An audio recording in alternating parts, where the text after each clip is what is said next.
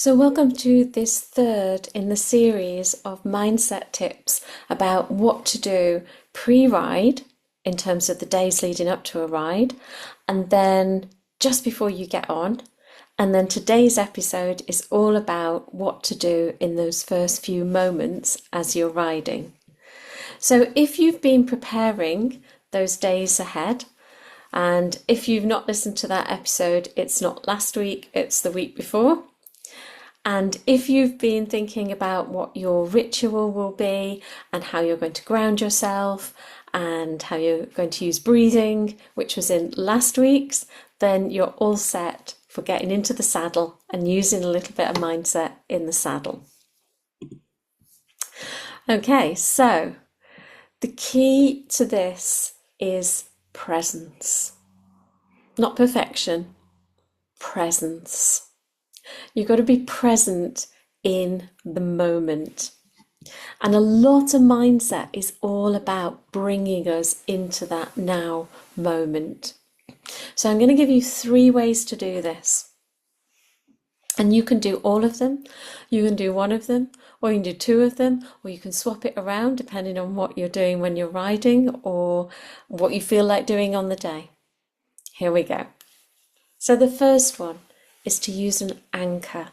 An anchor is something that when you get triggered in some way, maybe it's something you see, something you hear, something you feel, then you have a certain response.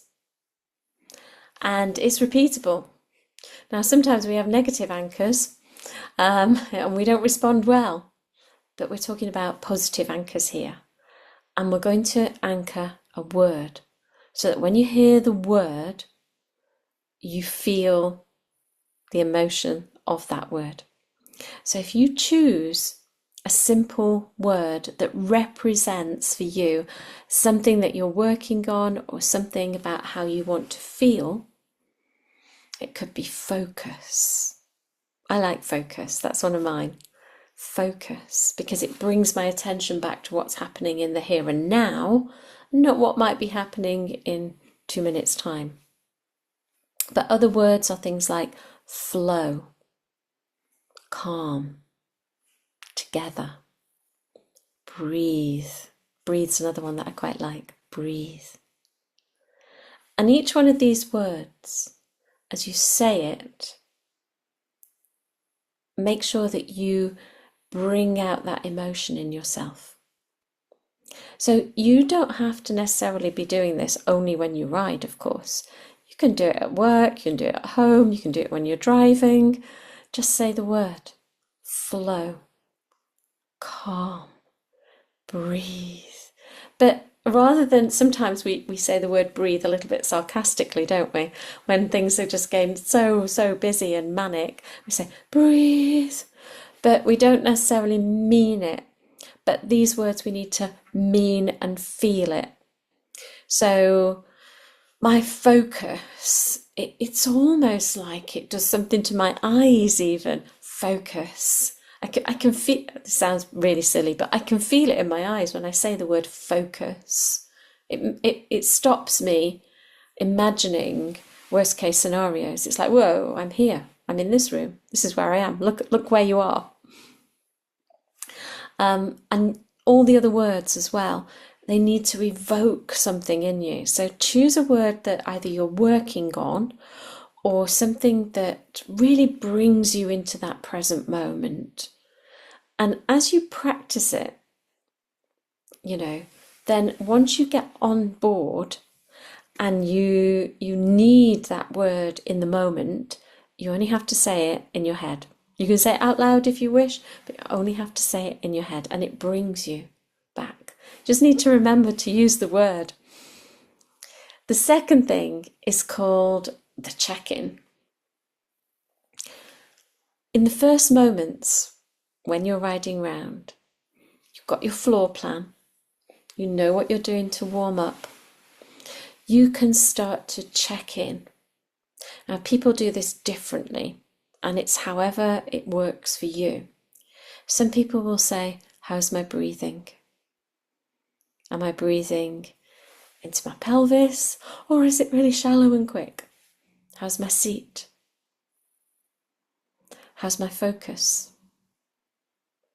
So some people will have that check-in. Some people scan, from the top of their head. Where am I looking? What am I thinking about? How straight is my neck? How curved is my neck? Is my head to one side? Are my shoulders down? And they go through their body. It's a body scan that they do. And because they do it so often, they can do it really quickly. Some people in those first few moments, and I mentioned this last time, will be thinking very much about the floor plan and checking in. Am I making these bends nice and smooth? Am I staying to my floor plan? Am I heading for the right letter in the arena, or am I a bit off by about 10 meters? Are my circles, so they're constantly checking in with the performance, if you like. But again, these things are great to ground us, to bring us into the present and get us out of our heads and that conscious mind whittering on and criticizing or starting to tell us things that we don't really want to hear. The next thing is to ensure that if you do make a mistake, and I'm thinking probably more like if you're competing or if you're in a lesson, none of these things matter in the grand scheme of things, but they may matter to us in that moment. When we make that mistake, think to yourself, that was interesting. What's next? And what's next is, what did I need to do? And if you've got an instructor or a friend with you, they can probably give you some advice, or you can chat with them.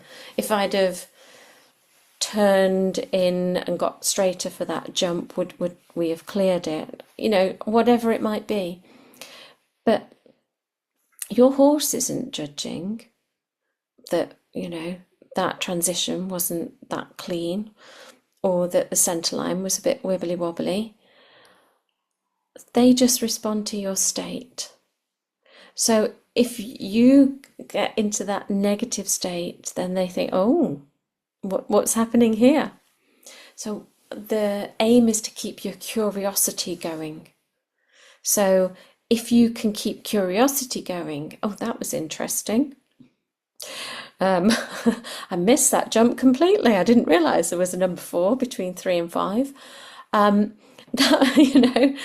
If you can keep that going and stay in the present and even have a little bit of a giggle, then that helps so much. Giggles are great because they release the nerves fantastically. Okay. And just a little bonus tip, and this is from timeline therapy. When you ride, your unconscious mind links the present feelings to past experiences. So every time you handle a tricky moment or a difficult moment, whatever difficulty it is, whenever you do it calmly, you're literally teaching your nervous system a new future. So if you do miss jump number 4 because you miscounted, then if you have a bit of a giggle, or you just calmly think, oh well, never mind, I'll just do number 5 instead, then you've taught your nervous system how it is when we go wrong. It doesn't matter. Let's have a bit of a laugh. That's how we respond. Okay, so let me know how it's going for you. Let me know what you're working on, what's working for you, what help I can give you. And remember, being present is so valuable in the saddle, more than being perfect. It's so much more about being present. And horses obviously are quite good at being fairly present. So when you're present, it brings them even more into the present moment. And if you'd like to go deeper into techniques that would work for you on a personalized basis, then have a think about working with an NLP practitioner or hypnotherapist for riding confidence or getting rid of self-doubt or maybe some low self-esteem or anything like that. You can always find me through my website, or my contact details will be in the description box below. So until next time, breathe and smile, take care, and I will see you again really soon.